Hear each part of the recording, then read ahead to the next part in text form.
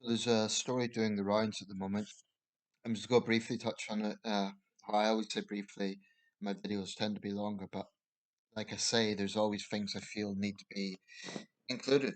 Anyway, this is in a number of different sources, but I'll just read from the Daily Mirror source. I think it's Daily Mirror, Wales Online actually, but it's being reported in numerous sources.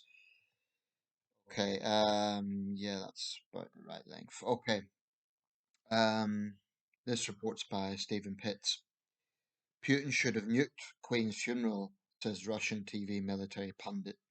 Olga Skabayeva, known as the Russian leader's Iron Doll, claims the ceremony was a perfect target due to the presence of many world leaders.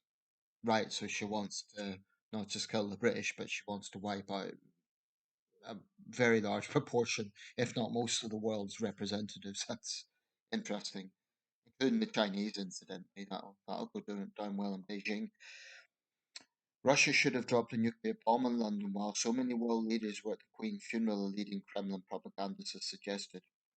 Olga Skabayeva, nicknamed Putin's Iron Doll, made the claim on a Moscow TV talk show in response to guest Andrei Gorilev, an MP who branded Britain the root of all evil, and they used false images from colonial times even before the Queen was born, apparently.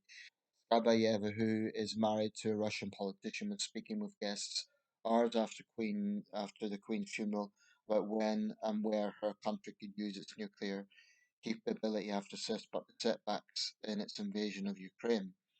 Gorilev, a retired general, dismissed claims Russia would strike Ukraine, saying, "We still have to live over there in Ukraine. We have plenty of targets. Ramstein air base in Germany is a good fat one, but it could wait. Why would we bomb Ukraine or Germany when there is Britain, the root of all evil?"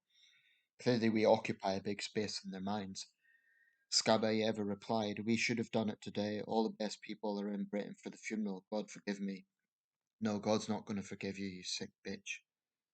Sorry, people, but that's how I feel about Putinist propagandists. Gorilev said the UK could bleed white with just a small number of Russian strikes, adding, "When Britain is turned into a Martian wasteland, what will NATO's Article 5 defending collective security be about? Defending the Martian wasteland? There will be nothing left there, an unshakable island that will be shakeable."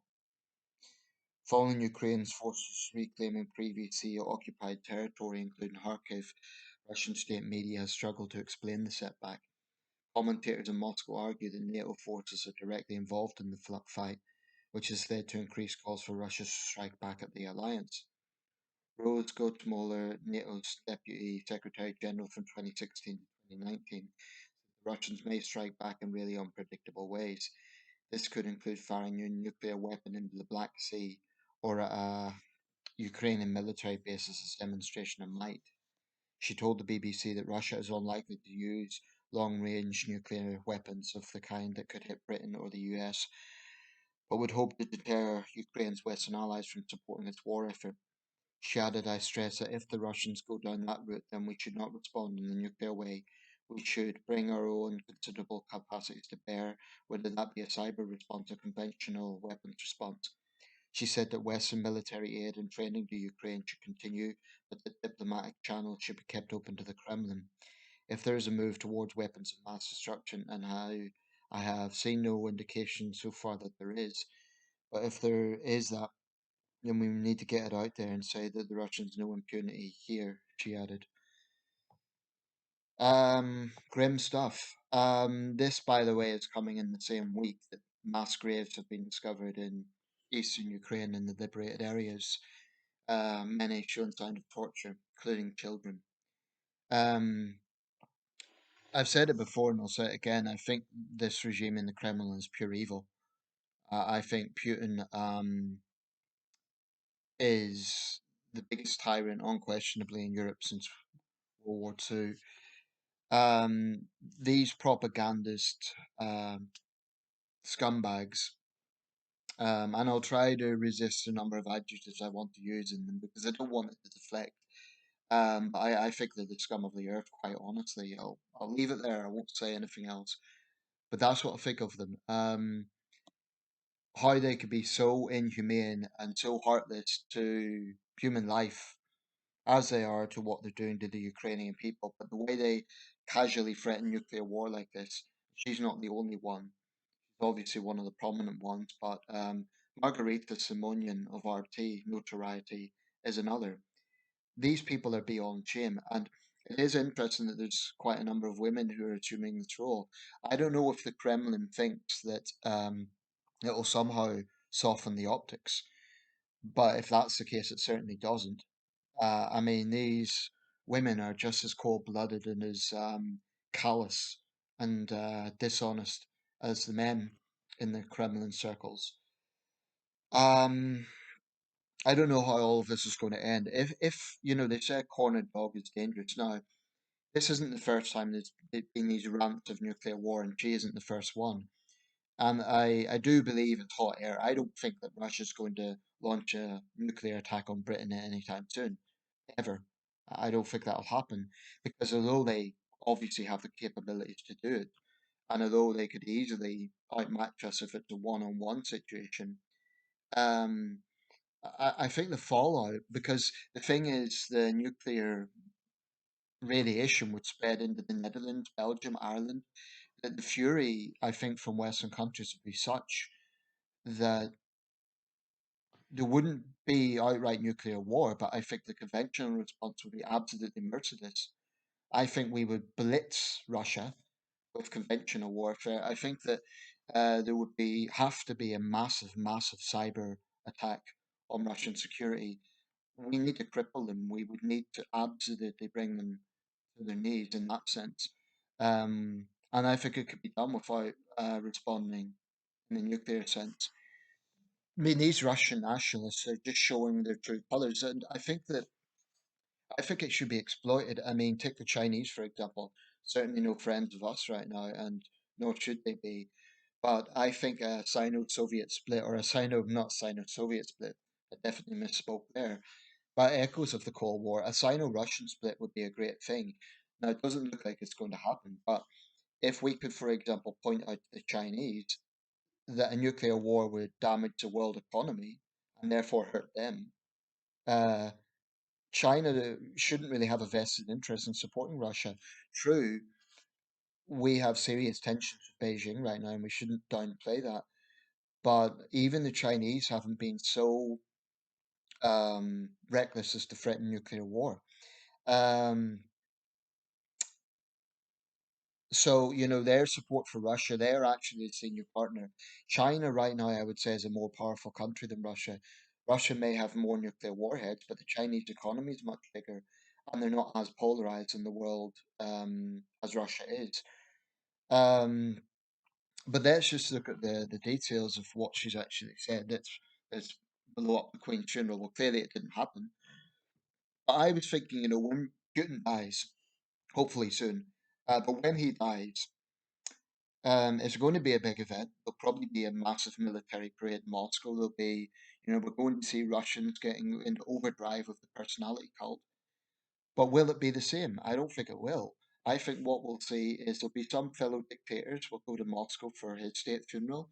There'll be nods of acknowledgement around the world. There certainly will be a no self-respecting Western leader will go to the funeral. It won't be a case of being snubbed. They won't want to go. Um, so we're going to see dozens of countries boycotting it, or at least just not going. I think we'll see sort of countries that are non-aligned might go. Probably will. I imagine to be Indian representatives, but it's not going to be on anywhere near the sort of scale that we've seen with the Queen's State funeral. I mean, to put this in context, it's already being reported that it might well have been the most watched televised event ever, at least up until this point. Some sources were saying possibly 5 billion viewers. That might be an exaggeration, but even if it's 2 billion, that easily puts it in the conversation along with the death of Diana, her funeral, the Beijing Olympics opening ceremony, probably footage of the Twin Towers, the moon landing, and of course you have to take into account the world population and the technology. The moon landing was a big event, but it didn't have the technology then for, you know, there would have been a lot of villages in the developing world that wouldn't have seen the moon landing. So the scale of this event that we saw yesterday, the day before actually, was massive, massive. Um, so Putin is not going to be revered the way the Queen was. He just isn't, except to those who are deluded enough to believe Russia's lies. Um, I think if this war ends and there is some sort of war tribunal, I don't know. I mean, the chances of seeing Putin in the dock are next to nil. He might go into bunker mentality, he might take his own life or something like that. But if there are, people held responsible, it shouldn't just be the generals responsible for the massacres. They should certainly be in the dock. I would argue propagandists like her have blood on their hands as well. I would argue she's a war criminal. Journalists and presenters can't just claim that they're just messengers when they're willfully, enthusiastically, not from a point of, oh, we have to because we've no choice, but enthusiastically spreading the lies of murderous dictatorship. I think she should be on the dock. Um, I see her as no different from Joseph Goebbels. I think she's a thoroughly evil individual, and so were the others that lie for Putin. I'm talking about those in senior levels. I'm not necessarily talking about ordinary Russians who don't, it's a dangerous atmosphere right now. But within Russia, there are some people I have enormous respect for. I have enormous respect for those dissidents because if this is the vitriol that they're leveling at Britain, you can imagine the sort of vitriol that will be leveled at Russians who are brave enough to speak out against the Kremlin, and there have been quite a few of them. I really, really hope that Putin is toppled. People might say, "Oh, but having a domestic crisis in Russia or a civil war would be bad for the world economy." Frankly, the world's been through recessions before. I think the fact that Putin is still, frankly, alive and he's a cornered dog, as long as that man is in office, he's dangerous. Um, I don't even want to call him a man. I believe the second he is out of office will be a good thing for the world, even if it's toppled, even if I hope there isn't, but if there's civil strife in Russia, um, that's the history of Russia. Of course, it wouldn't be good if he's just replaced by a lackey who's just as bad as he is. But I'm not sure if it would be the same because Putin has a personality cult in Russia that transcends anyone. So, but it is a dangerous situation. The very fact that Russia is a nuclear power and it's led by an unhinged tyrant who's obsessed by irredentist. I mean, the fact that they said simultaneously it's a blasphemy to not be invited. It's an insult to the Queen's memory. There is something very deluded about Russian nationalism, intensely deluded. It really is. I don't know if they're kind of brainwashed by their own power, but then that power has been seriously questioned. The mighty Russian army has been humiliated. They're even running out of reserves. This is partly for grim reasons because the casualties have been so high, but I suspect morale is absolutely at rock bottom. I hope there's mutinies. I hope Russian troops rise up against their officers. Um, Putin's even drafting in prisoners. That shows what sort of regime this is. But I think part of the reason that there is so much support for the war in Russia is because they've been lied to. They've been told that Ukraine's a fascist regime, and they cherry pick, for example, the Azov battalion, and so do Russia's apologists in the West. Yeah, Ukraine has some unsavory elements, but anyone who believes this justifies the invasion and brutalization of an entire country is deluded. 2022 has been such an eventful year, and how does this end? I mean, these Ukrainian advances are fantastic. Certainly, part of it is the iron courage of the Ukrainian people and the leadership of President Zelensky, a man who has been derided in some circles in the West. But very few other world leaders have had to go through what he has. Um, I mean, part of it is the iron resolve of the Ukrainian people. They have much higher morale because it's their land, but also it is Western support as well, Western weapons. I think the danger is kind of this fatigue. it's war fatigue, with rising energy costs and so on. As the First Lady of Ukraine said, though, this isn't Ukraine's fault. This isn't a result of Western support for Ukraine, but directly a result of Russia's actions. The reason we're seeing rising energy costs is in large part because of Putin. So the blame should go on him.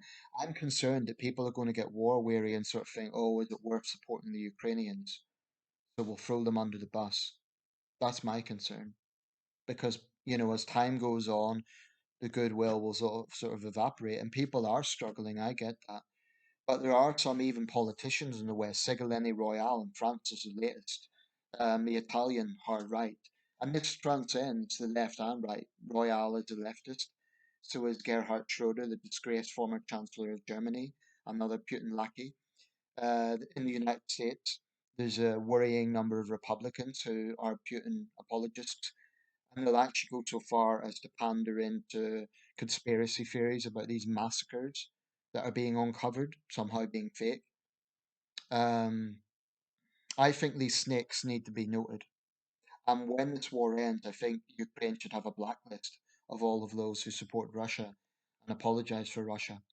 I also think we should take a much harder line on traitors who advocate for Putin. I think they're traitors because when Russia attacked Salisbury, that was a case of state terrorism. So I think we should take a hard line on those people, especially if they're in positions, for example, if they're in the armed forces, police, or if they're elected politicians. Why?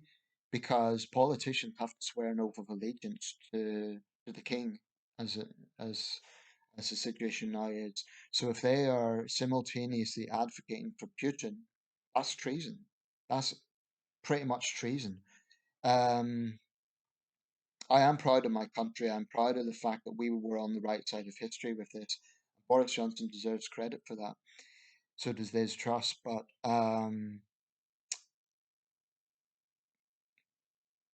I mean, in the darkest days of the Second World War, there was no certainty the war was going to be won.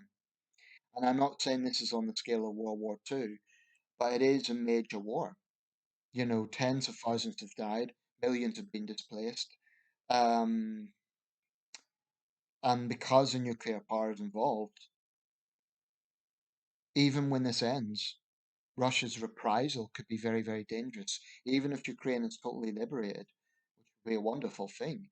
Um, so long as Putin is in power, there is that risk that there'll be a very, very sinister form of reprisal. I mean, let's say there's a nuclear detonation in the Black Sea. Direct casualties might not be that high, but the nuclear fallout would be immense. Turkey would then probably declare war on Russia because, of course, that would come into Turkish territory. You'd get a very, very dangerous situation. Russia's insane enough to do that. Um, it's grim. And I don't know if these Russian propagandists are just deluded by their own lies or they've been themselves brainwashed by the Kremlin. I don't know though, because she's not some senior. I mean, she's not some junior. She's not just some random Russian person on the street. She's a senior person. She's married to. I think the report said married to a general. So she's an insider. That makes her position all the more disgusting. Um, but I think it is so so so right that we finally got rid of RT. We took away their license. I think it took too long. I'm still critical of Ofcom for twiddling their thumbs over it as long as they did, but eventually they done the right thing. All those people who say, "What about free speech?" Would you? I mean, I push them on that. I would say, would your free speech argument go so far as to say Putin should be invited to the Oxford Union? Because after all, that would be free speech. No, there's times when you cannot give someone a platform, you just can't. And when you have a lying, toxic, nationalistic mouthpiece of a murderous dictatorship spreading their lies, I don't think they should be given a platform in a free country, especially when a lot of it is smearing this country. They don't have an automatic right to broadcast in the UK. Why should they? Talking of journalism, though, I'm thinking of Steve Rosenberg. He's the BBC's man in Moscow. Talk about a position to be in. I think British nationals like him would need to tread very, very carefully. I mean, he would definitely need tough skin. He'd need courage right now. That's not an exaggeration. I imagine he would just be very, very diplomatic in how he's asking people questions and so on, because he has to be. They could very easily just get nasty and decide to engage in hostage diplomacy, accuse him of something, and the situations like that we need to watch. But anyway, to hell with this evil Putinist regime and all its advocates. To hell with them. Um, History will judge them harshly. Honest history will. And I just hope one day, when Ukraine is finally liberated, I won't say that there will be peace because it's going to take decades for the victims of this war, those Ukrainians who have lost relatives, sometimes in brutal circumstances, lost their homes. You can't expect those people to just forgive Russia overnight. Even if a Russian liberal came to power, a Russian moderate who was very anti-Putin, they would even have to go out of their way to. I think there'd have to be reparations to Ukraine. Someone suggested that earlier. I can't recall who it was. Um, but someone suggested that Russia should use its vast reserves to repay debt to Ukraine. I think they should. And don't forget, this isn't the first time Russia has brutalized Ukraine. The Holodomor, one of the greatest crimes of the 20th century, at least 3 million died in that forced Stalinist famine. Ukrainians remember that. It's within living memory. It's getting further back. But 90 years ago, there will be Ukrainians old enough to remember, perhaps as children at that time. I mean, I can't think of many examples in history when a larger country has brutalized a smaller country as so consistently as Russia has with Ukraine. I mean, you can think of other examples. Britain and Ireland doesn't even come close. What other examples would we have? I'm sure there's others, but no, I can't think of another example of a larger, more powerful country brutalizing a smaller country to the extent it has with Ukraine. That's why it's so, so important that Ukraine wins this war. And to those, I'll finally make this point, to those who think it's in their own interest, you should throw Ukraine under the bus and let them get on with it. Do they really think Russia's going to stop with Ukraine? No. They'll move to the Baltic states, to Moldova, maybe Romania. Russia isn't going to stop because this is all based on irredentism.